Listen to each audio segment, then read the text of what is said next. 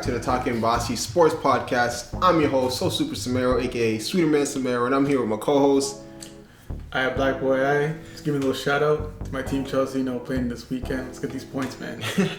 Always giving those shout outs. You already know what it is. So this is going to be episode 4, man. So thank you so much again for tuning in, guys. We're really happy if you guys are here. We really appreciate the support. So please smash that like button, and that subscribe button. And let's get into it, bro. Let's go. You ready? I'm ready. So we're going to start off with the Golden State Warriors. Yeah, remember those guys? Yeah, the team I hate. Yeah, they think the team everybody hates. Actually, I'm kind of starting to like them now because they got that villain aspect. But anyways, these guys have been straight balling. So they've won 9 straight games. So I got some quick facts, some stats for you guys here. Let's go. They are the 5th franchise to win 60-plus games in 3 consecutive seasons. Steve Kerr becomes the fastest coach ever to win 200 games in 3 seasons. Keep that in mind. That's ridiculous. So my first question is going to be, has this team turned into a formidable dynasty like a Spurs or a Pats? And how far can you see these guys going, man, with this? Right now, I'm going to say no because it's only been 3 years. But if they continue, then I think eventually they will become a dynasty. A dynasty, yeah. But to be a dynasty also, gotta have more than one ring. So it depends on how they play in the playoffs. Because regular season is one thing. They've always been like a good regular season team. I never knocked them. Obviously, they had a little bit of struggle without Kevin Durant because I guess they got accustomed to playing with him a lot. So then when he got injured, they kind of got lost a little bit in the way that they used to play. So I guess now they kind of caught up with that, beating teams like Spurs recently and the Houston Rockets. Yeah. And I didn't put the stat on, I probably should have put it, but I know that the last 3 MVP candidates they went up against, Kawhi Leonard. And I know James Harden for sure. They were both under 40% in shooting. Yeah. So obviously, as a team, they're playing better defensively, especially against those big talent. But I always knew they're a good team. It just really, at the end of the day, the only thing that really matters is what's the postseason. What they're going to be like when they play in the postseason. That's what people remember. So obviously, this is good for them. kind of getting these wins, getting their confidence back up. And Steph Curry's playing amazing. Recently. Yeah. And Draymond Green's doing his thing. Is almost near triple doubles, steals, blocks, doing that defensive presence. I guess their leader mentality, which he is, that they need. Klay Thompson's shooting the lights out. So everything's won for them, so it must be good. Yeah, so like Johnny said, I'm going to start off with how good they've been defensively. So the stat is that actually they've been 7 points better without Durant. So they've been giving up 7 points less than they were with the average when they were with Durant, which is surprising because Durant's brought such a nice, big physical presence. He's lengthy, he's getting deflections and all that. So like you said, defensively against the top players, and this is something really impressive, they held James Harden to 5 of 20. 5 of 20. But he still got a triple-double because, it's James. He's that good. And they held Kawhi last night. So this was Wednesday. I think the game was Wednesday. The game was Wednesday. They held him to 7 of 20. So they've been straight shut him down. So right now I think the win streak has been coming with the defense. And you know what else has contributed to that win streak and them getting that, bossiness back? Is Steph Curry being Steph Curry again. Remember that guy? You guys remember Steph Curry? Yeah, I know he's been in the limelight, or not in the limelight because of Kevin Durant, but he's back. So his numbers right now against the Rockets. Against the Rockets, he had 32 points, 10 rebounds. 10 rebounds, as I said, rebounds. 7 assists against the Rockets. The Rockets are a pretty good team, right? They're not that good defensively, but they're a good team. Yeah, they're good. So now let's go to the Spurs, who are a really good team, and then probably the second best defensive team in the league. They're giving up 98 points a game. I think first best is Utah. They gave only up 96. You know what this guy did to them? 29 points, 3 rebounds, and 11 assists against the Spurs. And they dropped 110 against the Spurs. Yeah, 1 by 12. Yeah, the 1 by 12, and they only gave up 98. So these guys have been straight balling. Why? Because of their defense and their effort on defense, led by Draymond, of course, who might actually be Defensive Player of the Year. I think he'd get my vote because I've been seeing him, he's been up there. And also, Steph Curry becoming Steph Curry again. Something that has been missing because just let's not forget, the past 2 years, this guy was the face of the NBA. This is all kids I loved, because it was something like a relatable thing. Steffi's not that big, he's not the strongest, and he can shoot. It's not something that's something anybody can do, right? Yeah. So definitely they've been killing it because of the defense and because Steph is becoming comfortable. Now, what impressed me the most, guys, is just how scary these guys look without Kevin Durant. I was watching the game against the Spurs and I was like, my God. Could you imagine if that tall, lanky, 6'11", pure shooter, got handles like a point guard comes into this team now? It's going to be ridiculous. Listen, I'm scared for the rest of the NBA. At first, I was kind of getting happy. I was like, hey, it might be competitive. Kevin Durant's out. He might not be the same. But these guys are looking like they're still the favorites, even without Kevin. I just think that when Kevin is there, they become the undeniable favorites. So yeah, that's some quick points I have in there. And also to talk about the dynasty, I would classify them as a dynasty right now. Even though I know it's only been 3 years, but it's been 3 impressive years. In the second year, even though it's a regular season, they won the most games ever. They still lost in the finals, which they shouldn't have. Yeah. But I would still classify them as a dynasty because of just how good they've done it and how much they've changed the game. I think they've revolutionized the game. I think people are shooting more threes now. They're looking for more 3-point shooters because of Golden State. I'm not gonna lie, I think there'd be some old vets that probably disagree with you there. Yeah, definitely. They're not the most liked team by the vets. That's for sure, man. I don't know. They call them soft and all that. And that's another thing too. Shoot, you know, do you really think? I know Isaiah was on NBA TNT and he said that the bad boys, the Piston bad boys, will lock the hell out of Golden State Warriors. Do you think that's true? Do you think these 80s teams could actually compete with the Warriors? I know it was a more physical game back then, but listen, you couldn't shoot like Curry.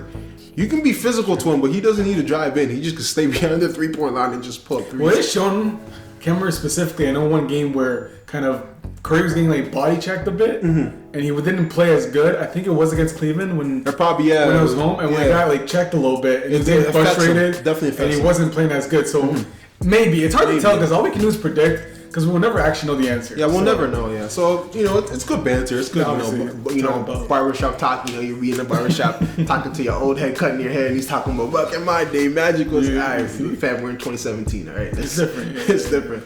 So yeah, now since we're talking about the West, let's move on now to the East. I was gonna say they're the number 1 team in the East, but yeah, they're not. They're second place now, and you know who I'm talking about. The LeBron James Cavaliers. The Cleveland Cavaliers, yes. So we're going to talk about just how bad have these guys gotten, and are you worried about them come playoff time? So I'm going to come spew some more facts. Okay. So today, Thursday night, they just lost to the Chicago Bulls 99-93. Mirotic scored 28, you said? Yep, 20 points, 10 rebounds, 10 rebounds, 11. Jesus, how you going to let Mirotic do that to you? Come on, Cavs. They've been terrible. So since January 8th, they've actually been ranked 28th in defensive efficiency. 28th. That's the bottom tier. That's horrible for a team that's actually in the second ranked or the second seed in the East. They have given up, it says here, they've given up 127 and 135 to the Washington Wizards. What? 135, that's too much. They've given up 118 and 103 to the Spurs, and that's depth. If you give up 118 points to the Spurs, you pretty much lost the game. They've given up 120 to Houston. Horrible. And they've given up 117 to, they gave up 120 to Miami. Sorry, that's even worse. And they gave up 117 to Houston. Just how bad have these guys been, and are you worried about them? I'm going to start with the bat. Maybe surprised, not surprised my answer. At the end of the day, when it comes to Cleveland, I'm only worried about them if they're doing bad in the playoffs. Obviously, they're not doing good, and I'm gonna say I'm like a little bit, but I'm not like overly. Where I guess people now, because their bandwagons are gonna churn now, and say, Cleveland sucks, they're not gonna do as good. At the end of the day, as long as everybody's healthy going to this playoffs, I already know that in that locker room, LeBron's going to give his talk. Mm-hmm. Those guys are going to come out, and I think that they're going to be a different team. And it's shown, too, because their regular season compared to the playoffs, they're like a totally different team. Yeah. Especially when LeBron's there, because, people are talking about rest. When it comes to the playoffs, 100%, LeBron isn't going to be resting at all in any of these games. He's going to be on his teammates. And I just kind of hate it where people are kind of questioning when LeBron's like hard on his teammates. It's like these guys are here trying to win a championship. LeBron doesn't want, although I'm not gonna lie, a few times in defense he slacks, but overall in the whole game, he doesn't want players slacking off or just playing by themselves or not playing hard enough for the team. Mm-hmm. But I just think that at the end of the day, when it comes to the playoffs, I think they're gonna be different, and I think they're gonna play better. And it's just, I don't know, to me, I guess in my mindset, I always think that right now, as long as they have LeBron James and they're healthy, I think they're gonna do good. Well, definitely you're right. If there's anybody in this league that we can give the benefit of the doubt every single time, it's LeBron James. And he's proven it the last 2 years when They've done horrible in the regular season, but they're always there in the finals. Definitely, it's LeBron James. You got to give him the benefit of the doubt. He's the greatest player in the world right now. But I'm not worried about LeBron. I'm worried about the other guys, okay? So one of the things that's bad about their defense is down low. It's protecting the paint. It seems like anybody can drive in and score against these guys. Why? I was thinking about it. I was like, why? Because they really right now only have 2 legit bigs. Tristan Thompson and Kevin Love. On the bench, they have no bigs coming on from the bench. Yeah. So basically, Tristan Thompson's overburdened. This guy's Iron Man. He doesn't miss a game. Like I don't think he's missed a game in his whole career. So he's definitely getting overburdened. He's getting overworked. Kevin Love is not a defensive stopper, a monster, a rim protector. So to be honest, against Curry. Yeah, I know that was in the finals, right? He actually stepped out, I was surprised. So to be honest, they only have one real rim protector, and Tristan Thompson's not. He doesn't have the greatest size. He's about 6'9", I believe. Yes. He doesn't have the greatest. He's not a 7-footer. Like, he's not a Rudy Gobert, with the longest wingspan in the NBA. That's one thing that's, that I'm worried about. And also, it's the roster management, the acquisitions that they picked up. So they picked up Korver, right? 3-point shooter, right? He hit those big threes and all that. Picked up Deron Williams, a known playmaker. Was once maybe a superstar before. Channing Frye. You got J.R. Smith.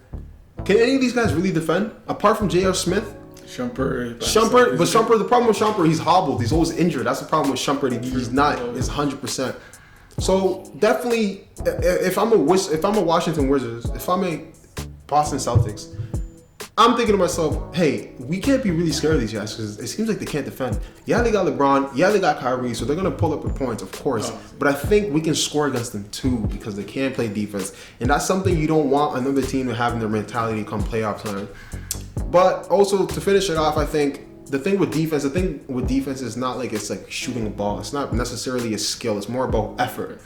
And come playoff time, if they actually put in the effort, then their defensive efficiency can go up, and maybe they can become a better team. That's the thing, because they have to play better, I think, as a team defensively. As a team, yes, like help D and all that. Yeah. A lot of times I see too when they play, it's like some guys, there's a lot of miscommunication of who I'm going to get, or when someone switches off of a man, and it happens a lot. LeBron gets like pissed. Yeah, because he looks at me like, what are you doing? Like sometimes I know they leave like one guy wide open shooting for threes when it shouldn't happen. Yeah, so it's just about like they gotta just work together as a team a lot better when it comes defensively. Because I know they'll pull up the points. It's just on a defensive end they gotta work a little bit together.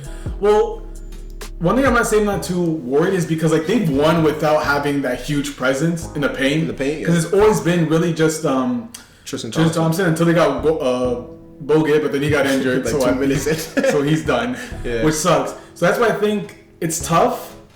But to me, I think people should revisit this question when it comes to playoffs, because during the season, like I hate it because like when the Warriors are doing shit, they're not gonna play good. Like Stephen A. Smith was saying, I don't think they'll get out of the first round. I'm like, whoa, it's been only a few games where they're playing bad. Like, why are you gonna go hard on these teams? Like, it's just a few. That's why I say it's the regular season. Like, you can't. I'm not saying you can't judge it completely, but you can't like put too much pressure, in my opinion, on that, especially when it's like these really good teams. Yeah. So that's why it's hard. Obviously, I agree with you. I'm more worried about the other guys. Yeah, the other guys, right? Yeah. I'll say this: like during the regular season, I guess some of the most consistent. Like Shumpert has been consistent in terms of, especially his 3-pointer. I see a lot of times where he like takes the ball by himself. He's actually creating a shot, which is surprising. So, but you gotta wait until I say just wait until the play. Like hold off, because I already know people are gonna come say like, the Cavaliers are bad. They're not the team they used to be. Like, let's relax. Like people jump way too much in conclusions, in my opinion, at least. Yeah, that's definitely facts. I remember when Kevin Durant got hurt and everybody was basically saying like, "Oh my God, this is the," and I think it's just human nature. I think we're all prone to do that. And I think somebody had a really good point, and it was Max Kellerman from ESPN First Take. He said that the sad thing about the NBA is that you pretty much know who's gonna be in the finals come beginning of the season. But you're going to have these moments where you're going to second guess yourself, where you're always going to find yourself in that moment where you're like, damn, this is where it's going to be. And I think right now we're having that. I think right now with the Cavs, people are being worried like, oh, this and that, they might not make it. But in the back of our mind, we all really know that, listen, LeBron's going to come to play, come playoff time, and he's going to prevail. And he's going to push that team all the way to the finals. And we know that no matter what's going on in the West, no matter how good the Rockets or the San Antonio Spurs are playing, most likely Golden State is going to go to the finals as well. That's the sad thing about basketball. I think I think you're right. We need to be more calm, and and just let things play out. But definitely the Cavs have been struggling. That's a fact. And the Warriors have been balling. That's a fact. So we're gonna see if it stays. I hope at least like it's competitive. Yeah, because it's annoying. Because last year when the Cleveland Cavaliers were playing, like there's no point in watching their games at all. Yeah, and then it was more in the West because it was a little bit more competitive. Mm-hmm. I actually hope I hoped that the Warriors would actually face Thunder, but I don't think that's gonna happen. Yeah, because they're probably finished first seed now. So that's the thing I was saying. Like people were saying, "Oh yeah, Spurs are gonna go first seed, Warriors are gonna go second seed, it's gonna be Westbrook against Kevin Durant." Like, relax. Yeah, but it's okay. It's not a bad thing. But I'm just saying, like, let's let it play it out. Yeah, let it play out. Definitely. So speaking of OKC, we're gonna talk about MVP, man. Listen, I feel like we talk about this every single episode because before we post an episode, one of these guys, James Harden or Russell Westbrook, have like a huge game. But Russ pretty much had the game of all games. Was it Wednesday night, I believe? Yeah, it was against the Orlando Magic, where, let me tell you stats. First of all, he was the highest player ever to score 50 plus points. 50 plus points in a triple-double. So it's the highest ever. He dropped 57, so that's 3 away from 60, y'all. Like, that's crazy. 13 rebounds, 11 assists. But you know what impressed me the most? Listen, he took 40 shots. How much he scored? But he's dropped 21 of them. So he shot a nice 52%, 53% pretty much. So he was efficient. It wasn't like he was just jacking up shots for no reason. Yeah. And he hit that huge, ill-advised 3-point at the end where you had 2 guys on him. And only Westbrook has that green light and that ego just to shoot it. Because I see Sabonis right open in the corner and he's like looking at him. He's like, yeah, nah, I'm taking this. Okay? Just like the alpha male, the bossy man that he is. That man definitely talks bossy. So definitely, do you think that huge performance shifted you or cemented him as the NBA MVP? To me, it was just cemented because last episode I said Westbrook. Mm-hmm. When I saw that, I was so happy. Like, we're talking this show now. I'm a prophet.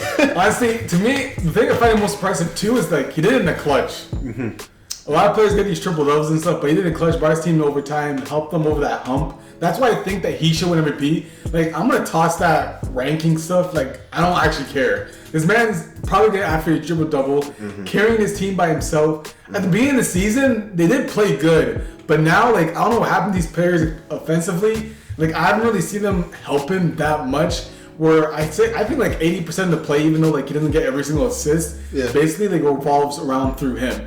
So, what more that I need to say? Just watch this guy play. Like, I know, to me, it's Westbrook. Like, I know it's Westbrook. You really don't need to say anything. You really just need to watch him play, and you understand just how good of a guy this is. So, the OKC Thunder have 8 games remaining, and he's 4 triple doubles away from passing Oscar Robertson. So pretty much he has to get 4 out of 8, and he can do it. He can definitely do it. If anybody can show he can do it. He's actually done 4 in a row, I think twice this year, 4 straight triple doubles. So definitely this guy has been balling. He is the second player to have 2 50-point triple doubles in a season. You know who the other guy is, right? James Harden, pretty much. So this guy's definitely been balling. He's been coming through. He's been putting shots up. He's been coming in clutch. He's been grabbing those key rebounds and all that. He's been balling. Last episode, I said James Harden was the MVP. And I'm not even gonna lie, I think this performance might have changed me again, bro. This is like the 4th time I've changed. Because I mean, like, he's been balling. The team's been whack, pretty much. They have no shooters. No one's been coming clutch for them, apart from Russ. So I feel like you kind of have to give it to them, even though they might finish in, I think, 6th or 7th. Yeah, you kind of have to give it to them. So I don't know. I think I might switch to Russell Westbrook right now. Westbrook. Shout out Westbrook. Yeah. Shout out Westbrook. I've always rated him too, and people like never liked him because the way he is. But stay who you are. Wear those funny outfits. You do your thing. But somebody had a good point though, where they said it seems like Russ only shows up huge against the weaker teams because Orlando's not in the playoff picture. Of course, Orlando's pretty garbage. Do you think that's a fair criticism to say about him? Honestly, as long as the player shows up in the clutch, depending on the team, like it's you're still being clutch in my opinion because if a team's down by points and you by yourself get them over that hump. And Orlando's not terrible. I know this season they haven't played as well as last season. Yeah, I'll give them that. But to me, it's not because if it's the Lakers, like obviously like, anybody can play against the Lakers. But haters be like. But Orlando's a decent team. They're okay. But to me, as long as you're doing the thing by yourself and you're making shots, like who's to say like that's not impressive? You know, it's to me, in my opinion, I don't agree with that. You don't agree with that? Yeah, I think it goes both ways because I've seen him have really weak games against the Golden State Warriors. You can't blame him because the Golden State is really good defensively. It's like a really good team. Westbrook against Golden State. You can't really blame him. I think it's not a fair criticism. I think it's just some people trying to denounce and hate on them. You know, player hate. You know, just let a player do his thing. You know what I'm saying? Let the man ball. I think he should be MVP. I think there's no way Harden can be mad if he loses. Yeah. Just because of the historic season that Russ is having, especially if he passes Oscar Robinson for the most triple doubles in the season. I think Harden shouldn't be really mad, but I'm going to feel bad for Harden if he loses this because it's going to be the second time that he's actually lost a title. I remember 2 years ago, he lost to Curry. Yeah, and it was like a pretty much neck and neck one. And I actually said Curry in that. So. And that's the funny. You know what the funny thing is though? The reason people gave it to Curry actually was because the Golden State Warriors won 67 games and finished ahead of Houston. So now he's in a position where he's ahead in ranking or in record, but he might lose it now due to individual performance. And triple doubles. Yeah. So now we're gonna shift on now to NCAA March Madness Final Four, and it's Saturday, man. I'm gonna probably take over this segment right now. Let me do my thing. It's gonna be a quick one. So I'm gonna give our predictions for the Final Four.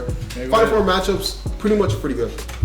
So like I said before, I think last episode, 2 episodes ago, we got Oregon against UNC, which is the marquee match to see, the marquee game to see. Why? Because you got Tyler Dorsey.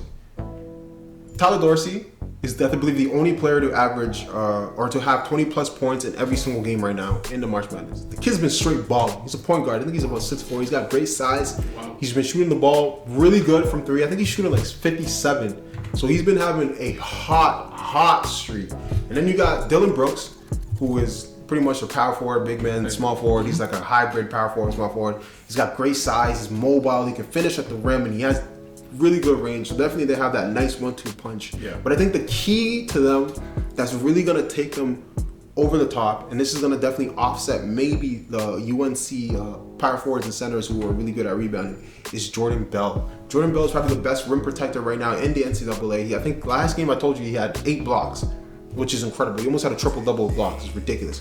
And he can rebound the ball, So he protects the rim. He grabs rebounds. He might be able to offset those big old trees that they got at UNC, because listen, UNC's got size, man, with Justin Jackson and all those boys. They're straight balling.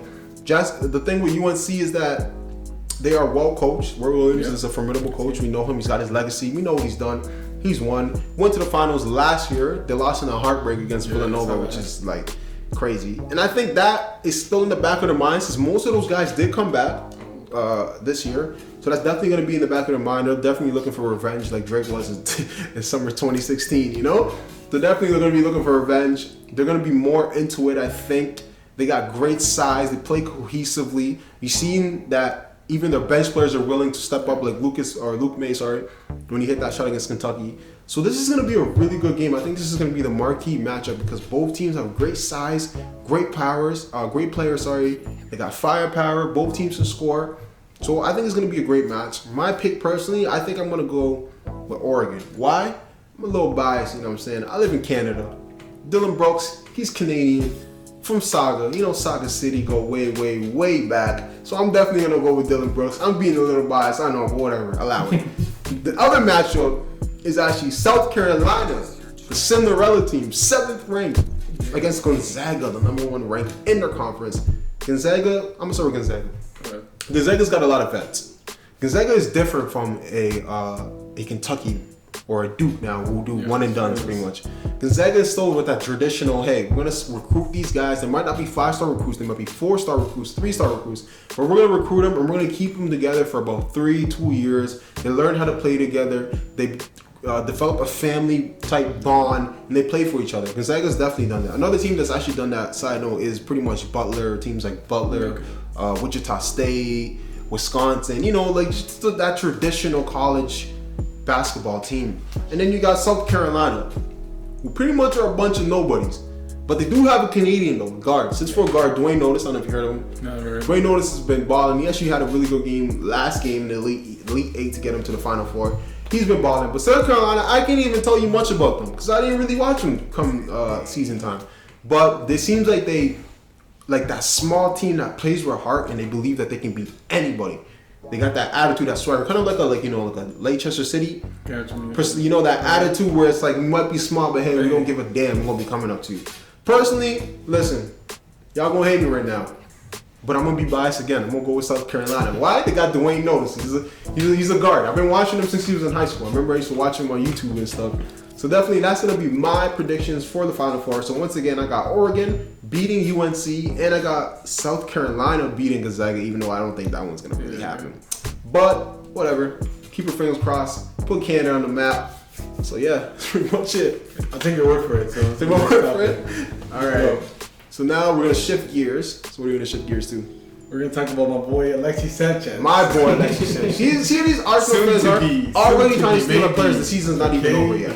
So he came up with a quote, and I'm not gonna lie, made me a little excited because hazard rumors, but I'm not gonna talk about that right now. He said, and I quote, "I'm happy in London and I hope to finish my contract at Arsenal. I want to stay in a winning team and keep playing in the same city. I want to play in a team that has aspirations. I'm 28 years old. I still have a lot ahead of me. I am a player who takes care of himself." Can I go first on this, man? Go ahead. Because I'm an Arsenal fan. Listen.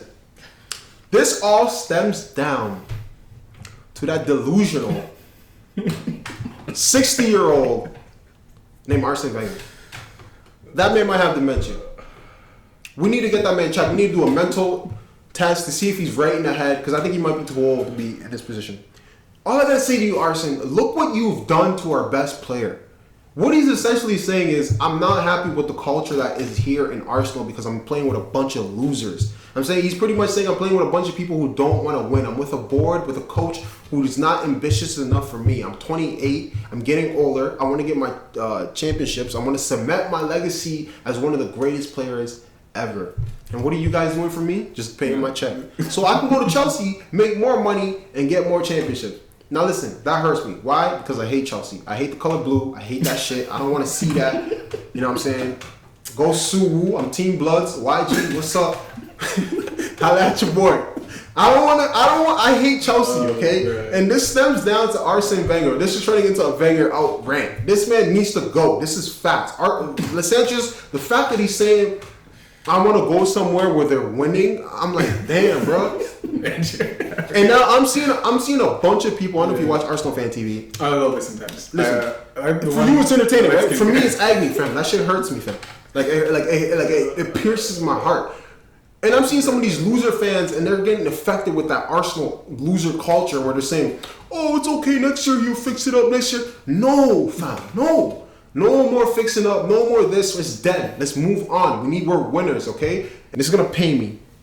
We need to be more like Chelsea. Chelsea's got a winning spirit. Why?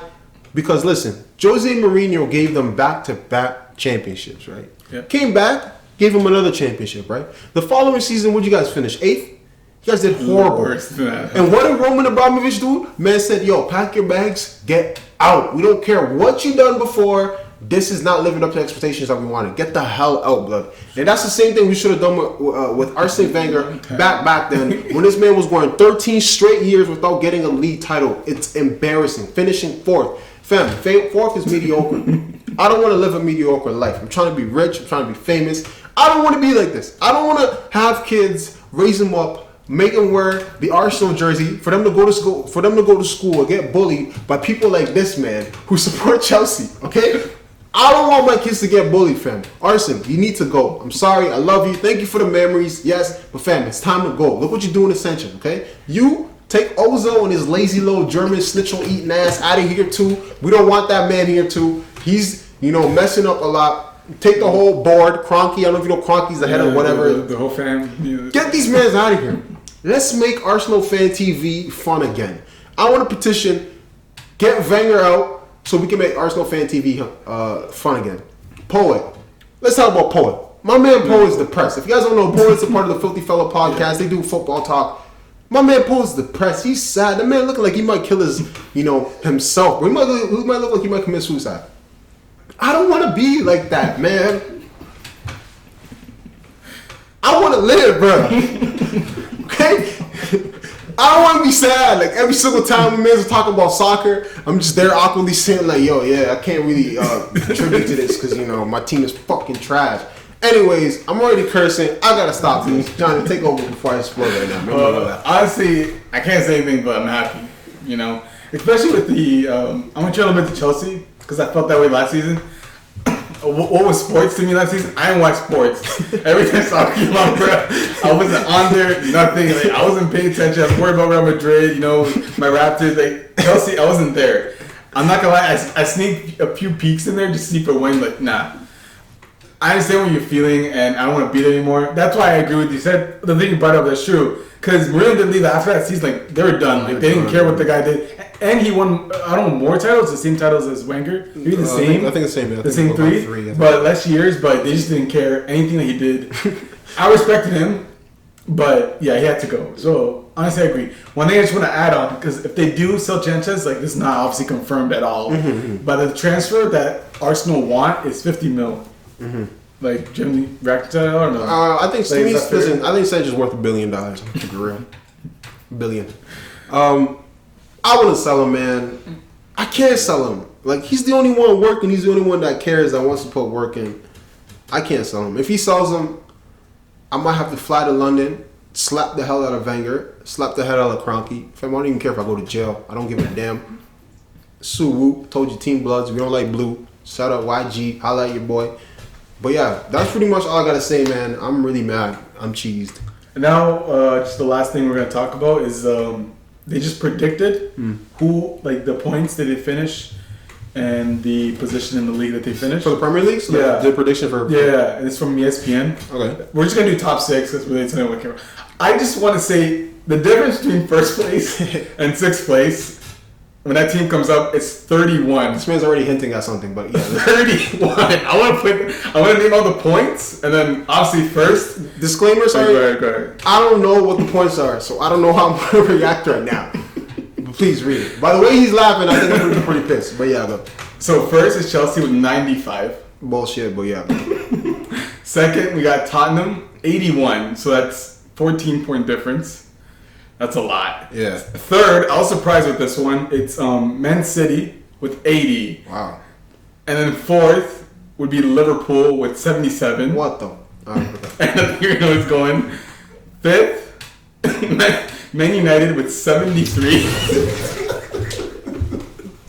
Not this shit. No, honestly, and then this, honestly, it kills me to say this. Sixth, Arsenal with 64. 64 points, bro. They're at 50 right now. They're predicting they're going to lose to Man City, Crystal Palace, Tottenham, Man United, and Stoke. I'm sorry, but... Alright, go ahead. Thank you so much for tuning into the podcast. Listen, man, I don't know what's 64 points in 38 games. Listen. Bro. I don't even know what's... This is not even for sure, and I'm already hurt, fam. Because I know it might actually happen. Wenger, you need to leave, okay? You need to go. I'm sorry. We need something new. We need something fresh.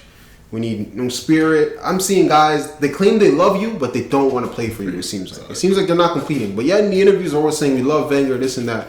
If you love him, you got to compete for him. That's pretty much all I got to say for that, man. I'm really hot. Bro, I can't even talk right now. Please take this over, man. Well... Honestly, in terms of all seriousness, I think it's crazy in terms of the amount of points I think Chelsea's going to get. And then just under that, Tottenham. I was surprised with Man City, though. I thought Liverpool would be fourth because I remember in my prediction, I think I put Liverpool as third and Tottenham was second. But Man City, I thought that they actually finished fourth. Or maybe it was Arsenal. I can't remember what I put. I think I actually put Arsenal fifth. And United sixth. Yeah. But is this just a prediction? So obviously, like, anything can happen. There can be even injuries along the way that could happen. But it's just they just accumulated a bunch of stats and stuff. Things have been going on. But honestly, I'm just excited for the rest of winning these games. You know. Yeah, because you know you're gonna win the league. That's why. Next week we're gonna. I don't know if it's next week or after next week because Champions League is coming soon. Yeah, the league's coming back. I know. How's that gonna be? Yeah, we're definitely gonna do a recap on that. It's gonna be big games. But yeah. That's pretty much. That's all I gotta say. All you gotta say. Much, yeah. So once again, boys and girls, thank you so much for tuning in again, guys. This is episode 4 of the podcast, man. We had a crazy episode today. I was about to lose it, fam. I'm not gonna lie, but I had tremendous fun. Thank you so much. Don't forget to like, comment, share, and subscribe. Please hit that subscribe button. Hit that like button. Tell your friend. Tell your grandfather. Tell your grandma. Tell your great grandma who might be alive. Tell whatever. And please tweet Sanchez and tell him stay at Arsenal. And I'm out.